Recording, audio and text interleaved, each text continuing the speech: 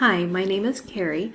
I did my internship for Marriage and Family Studies at BYU, Idaho through the Domestic Violence Intervention Program, or DVIP, in Iowa City, Iowa. How did I find them? I knew about DVIP because my children ran a fundraiser race that benefited DVIP a couple years ago, and I had a Facebook friend that worked for them, so I've known their name for quite some time. I had never interacted with them before, though. I looked up their website and I did some research about their mission and programs so that I knew about them before I made my initial contact. When I made my initial contact, I had an idea of where in the organization I wanted to do my internship and why I wanted to work there. That really helped them to see that I was serious about interning with them. I was actually really nervous about doing an internship because I'm in my 40s. I work full-time as a special education para at an elementary school, and I have 2 kids still at home. They were actually very excited to have an intern who had life experience and wasn't the typical intern. Since the shelter is staffed 24 hours a day, I was able to work at the school during the day, then go to the shelter from 4 to 8 p.m. I was there at a less busy time for the office staff, like the director and housing coordinator and other office workers. There was always one office staff member during my hours, and they seemed to really appreciate an extra set of hands. There were 2 other interns that worked during the typical daytime hours, so we never saw each other. My responsibilities at the shelter: I worked in the front office with the shelter staff. Shelter staff answer the front door and let everyone who come into the building. The shelter is a secure building, so only current residents and staff are allowed in the building, so there are no keys. Even shelter staff are buzzed in. The shelter staff answer crisis phone calls. Some of these calls result in a client being brought into shelter, and some calls are giving outside resources. They get most of their phone calls during the typical business hours of 9 to 5, so there weren't a whole lot of crisis phone calls while I was working there. The office shelter staff do a lot of paperwork. When a client comes in, they do the initial intake paperwork, which takes a couple hours. A week later, part 2 paperwork is done to determine if a 45-day in shelter is appropriate. Clients can get extensions, up to 3 of them, and so there's paperwork for each one of those extensions. When a client departs, they have departure paperwork. There is child care paperwork for the parents that are staying in the shelter for their children, because their children always need to be supervised by an adult staff or an adult client, not staff member, in the building at all times. And then there's additional paperwork for write-ups if there's an issue with a client or a staff. And there's a lot of cleaning. The staff is in charge of cleaning the shelter. We clean the client rooms after they departed. Some of the rooms involve just stripping the linens and the bed bug covers and sweeping and mopping. And some other rooms were a lot more extensive when a client would leave. One room, for example, took 2 hours and 2 staff. I was working with another staff member to clean the room out, and we had to determine what was something that this client would want to keep, and the trash, and clean the room because it was in a state of disarray when they left. Cleaning, there was a lot more cleaning to do than I expected, than I knew that there was going to be. And that was just something that I needed to be okay with. There was times where I stocked the cups of laundry detergent, cleaning out the fridge, expired food, or a milk spill in the fridge, running the dishwasher, sweeping and mopping the stairs, bringing the trash out, stocking the bathrooms every day. That was kind of my thing. I came in and I just went and stocked the bathrooms and made sure that they were in working order. And the staff, someone told me they're professional problem solvers, and they are. Answering phone calls, resource referrals, conflict management between clients. Something breaks in the shelter, the staff figures out a way to fix it. How did I benefit the site? I think I was a hard worker. My supervisor had told me that, and I felt like I was a hard worker, that they could give me any job or project and I'd say yes to. Going through files, cleaning out the tool room. One day I cleaned the youth area for a couple hours. Just anything that I was asked to do, I said yes to. I enjoyed finding different corners of the shelter and cleaning them and helping them stay organized.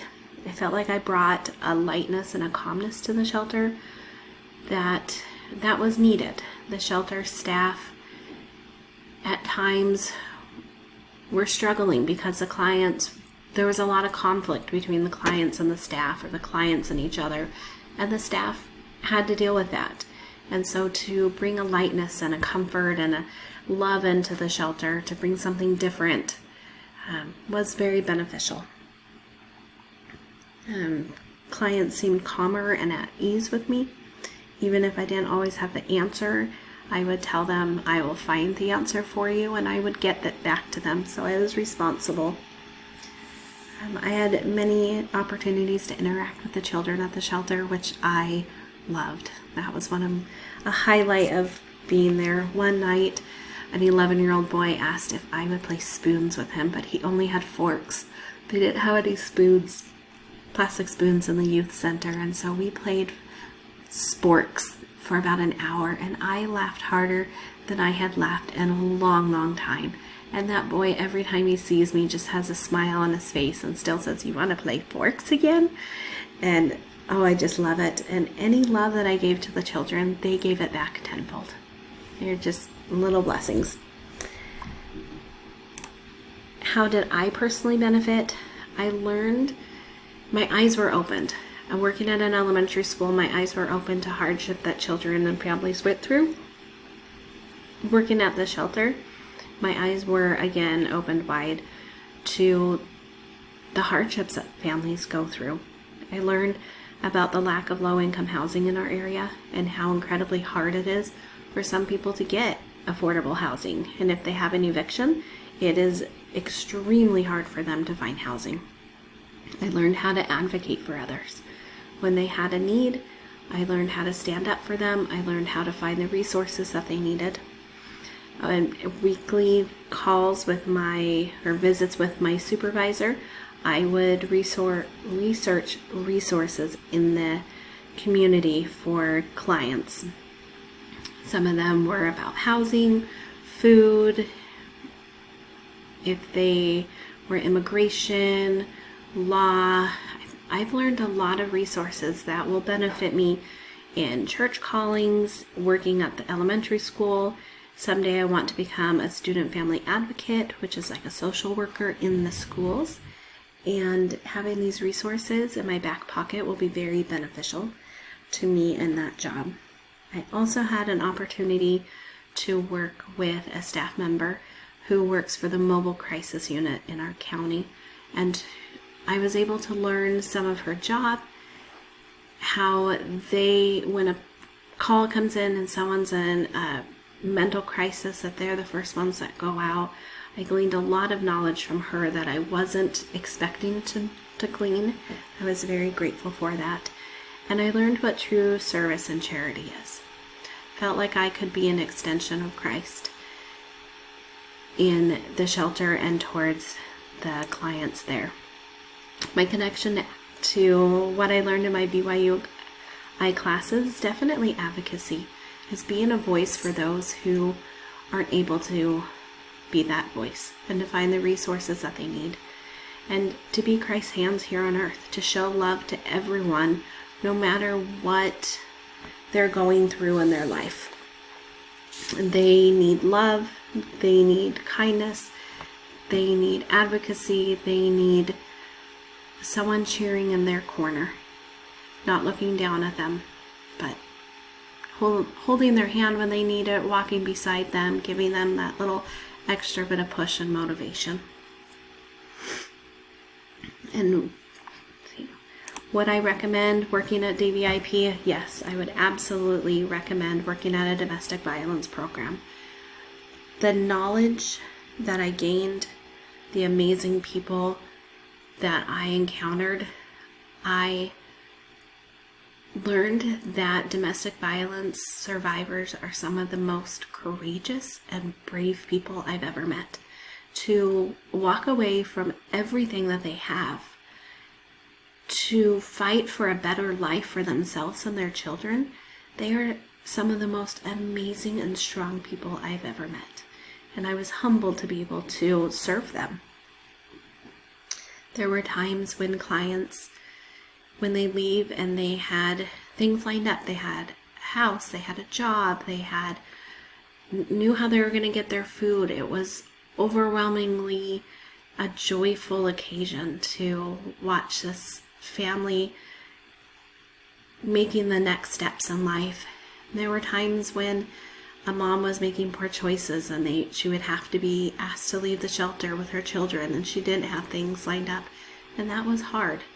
But seeing both sides of it really taught me so much about how important self-reliance is, and how important it is to be prepared and to help those around us to be prepared. It's helped me to be a better mom, to teach my children how to become more self-reliant, how important it is to